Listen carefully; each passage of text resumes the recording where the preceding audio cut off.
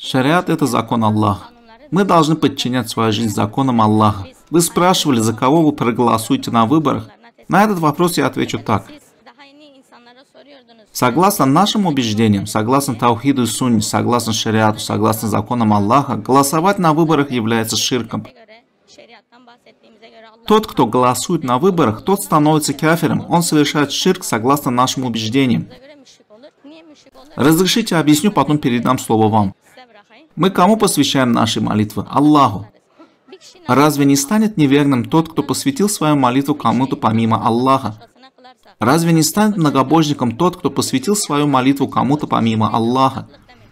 Ведь он совершил ширк, и он предался товарищу Аллаху. Или вот еще вопрос. Слово «хамд». Если кто-то скажет, что Аллах достоин хамда, и мой отец достоин хамда, такой приравнивается товарищу Аллаху? Да, Аллах говорит «Альхамду лилляхи раббил алямин». И это в суре Фатиха. Аллах отнес это право на хамд только себе. И тот, кто припишет исключительное описание Аллаха кому-то другому, тот становится кафиром. Разве не так? Аллах в суре Юсуф, аят 40 сказал: решение, хукм, принадлежит только Аллаху. И в продолжении он повелел, чтобы мы не поклонялись никому, кроме Него. То есть поклонение может быть направлено только Аллаху.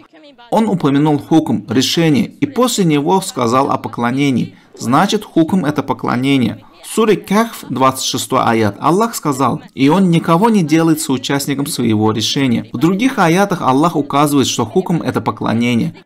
Также мы отметили, что совершающий свою молитву не Аллаху становится кафиром. И тот, кто хамд воздает не Аллаху, тот становится кафиром. Также и хукм, являющийся поклонением. Разве не становится кафиром тот, кто передает право на хукм созданием? В суре Тауба, 31 аят, Аллах сказал: они взяли своих книжников и монахов за господ себе помимо Аллаха и Мессию сына Марьям. Они взяли себе за Бога и поклоняются Ему. И когда Ади ибн Хатим возразил, сказав, что христиане не берут своих монахов в себя как Господа, то пророк ответил: разве не сделали они харамом то, что было халалом? И разве не сделали халалом то, что было харамом? Вы подчинились им и последовали за ними. Это и есть ваше поклонение им. Давайте применим этот случай к нашим дням. Разве правители не стали теми, кто запретил дозволенное, и теми, кто разрешил запретное? Прелюбодеяние харам, но после 18 лет ты можешь спокойно этим заниматься. Спиртное харам, согласно законам Аллаха, а по законам людей это халал. И разве те, кто поддерживает эту систему, не становятся теми, кто поклоняется им, согласно приведенному аяту? В суре Аль-Майда 44 Аллах сказал: те, кто не выносит решения в соответствии с тем, что не спасал Аллах, те суть неверные.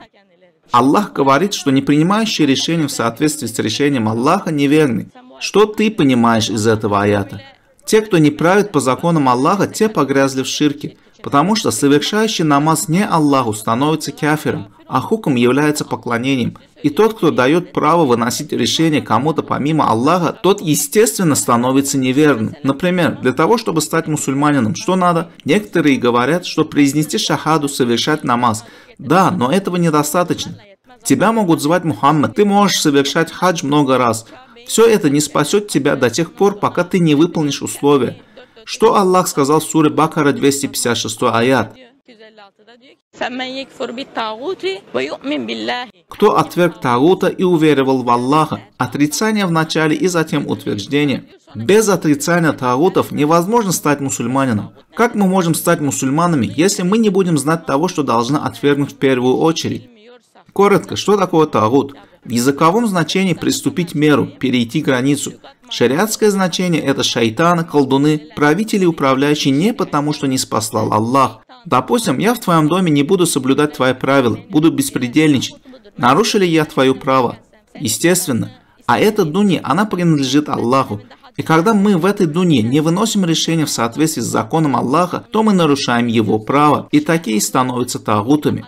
И Аллах говорит, что пока вы не отвергнете их, вы не станете мусульманами. И в этом мире, в мире, принадлежащем Аллаху, в мире, в котором мы должны выносить решения в соответствии с тем, что не спаслал Аллах, если мы не сможем даже в своих домах управлять по законам Аллаха, то мы также станем такими же тагутами, и перед Аллахом мы будем неверными, и мы обязаны будем покаяться. И в конце хочу сказать, да наставит нас Аллах. Поистине, ад – скверное место для пребывания вечно.